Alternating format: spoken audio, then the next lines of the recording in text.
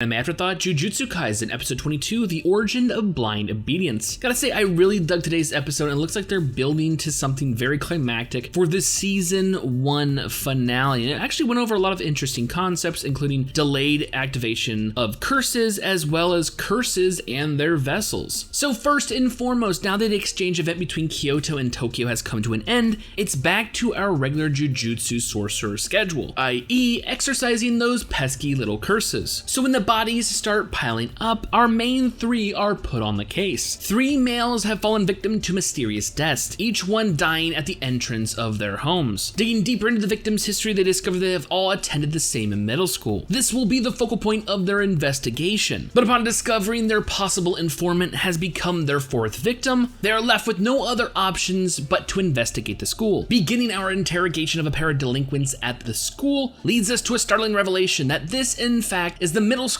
of Fushigoro. Yes, the beater of bad boys, the destroyer of delinquents. It seems Megami was a true blue teenage vigilante, doling out justice as he saw fit. In fact, he had made such an impact that even the staff remembers him. And this is where we get a bit of lore that sends us in the right direction, that the custodian does in fact remember these 4 individuals in a mysterious event that took place 20 years prior, that these 4 actually went missing for 2 days, found unconscious under the Yasuhashi Bridge, a famous suicidal haunted attraction, which was all the rage for delinquents back in the day. Finally, we earned a clue, but before we actually head out to investigate Yasuhashi Bridge, the custodian's farewell gives us another bit of information, as he inquires about Sumiki, which Fushigoro informs us is actually his sister. Now, we've heard him say this name before, back when we were dealing with our first cursed womb, and Sukuna took over Yuji's body. We're given a flashback of this woman that looked to have fallen victim to a curse, and lo and behold, this is 100%, confirmed in today's episode. Why is this so important? Well, after our trio goes to the bridge and uncovers absolutely nothing, even when Yuji jumps off of it just using a fucking vinyl cord, it's only moments later that the delinquent we saw earlier in today's episode shows up with a very interesting, relative, his own sister, that Fushigoro instantly recognizes, and she begins to explain to the group her own incident involving the bridge, that she was in fact part of this rite of passage, this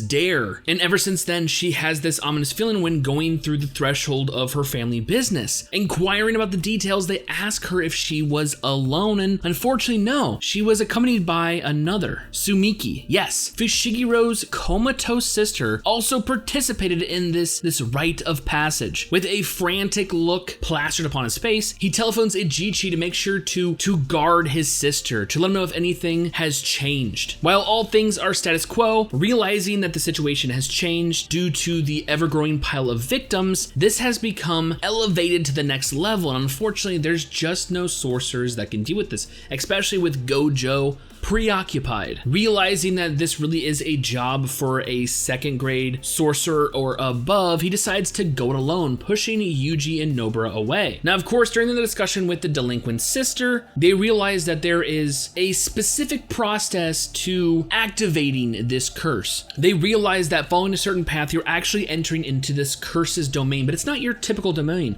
A domain usually doesn't last forever. In fact, it's very brief as we see it, but an improper domain, one like we saw with the cursed womb, would act almost like a barrier or a veil. Not a full-on domain expansion, but it could still last there. Walking this path, Fushigoro is so preoccupied, so focused on his sister, he has yet to realize that he's actually being followed by Yuji and Nobara. Come on, man, we're BFFs. I'm gonna let you do this shit alone. Realizing that stepping over the river will be entering the barrier, they all decide to jump together. And in doing so, the landscape almost instantly changes into this bridge curses, this doorway curses domain, as we once again bear witness to it. But it seems he is not alone, as another curse makes his way there. This time, this motherfucker can talk. You wanna know why? Well, meanwhile, when all this shit was going on, Mahito has been dealing with the stolen death paintings, and his little discussion with Geto gives us some more information. Like, he brings a good point. Why wouldn't, Jujutsu Tech just fucking destroy these things? Well, when it comes to special grade cursed objects, they really can't. can't. And if they're benign by nature, all they really have to do is put a pact on it, and it would basically stop their life right there. No harm, no foul. Of course, there is an exception. Sukuna and his fingers, even,